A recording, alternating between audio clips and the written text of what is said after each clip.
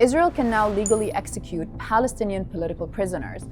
According to a law passed on March 30, Israeli military courts must sentence Palestinians convicted of deadly attacks on Israelis or terrorism to death. This does not apply to Jewish Israelis, who are almost never prosecuted in military courts. There was worldwide backlash to what was slammed as a discriminatory law that empowers Israel's system of apartheid. So what does this law actually entail? It makes the death penalty the default sentence in military court for certain convictions. Judges can only change it to life imprisonment if they find special reasons. It also restricts opportunities for appeal or pardon and sets a short time frame of 90 days for execution.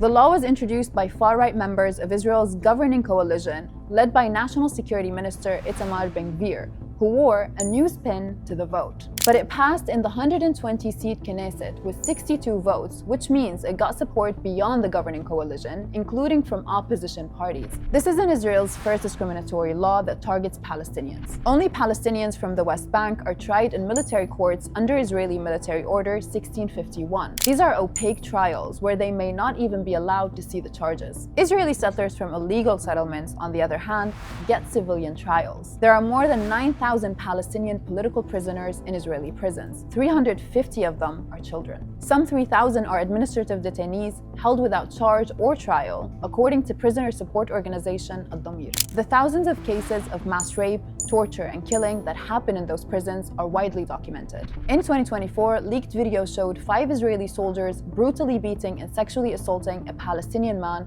at Sde Teiman detention center. In a rare occurrence, the 5 Israeli soldiers were indicted in military court, but charges were dropped in March 2026, citing lack of evidence, and that the victim had been returned to Gaza and couldn't testify. Then there was Ahmed Manasra, detained at age 13 and kept mostly in solitary confinement. He was diagnosed with schizophrenia by the time he was released 10 years later. And we have Dr. Hussam Abu Safiya, who was taken from Gaza in late 2024, held without charge or trial, and tortured in custody, according to his lawyer. Now, the same system that does this to thousands of Palestinians every year has ordered its military court to sentence them to death. And despite worldwide horror, Israeli politicians, including Itamar Ben-Gvir, celebrated passing the law with champagne and cheers.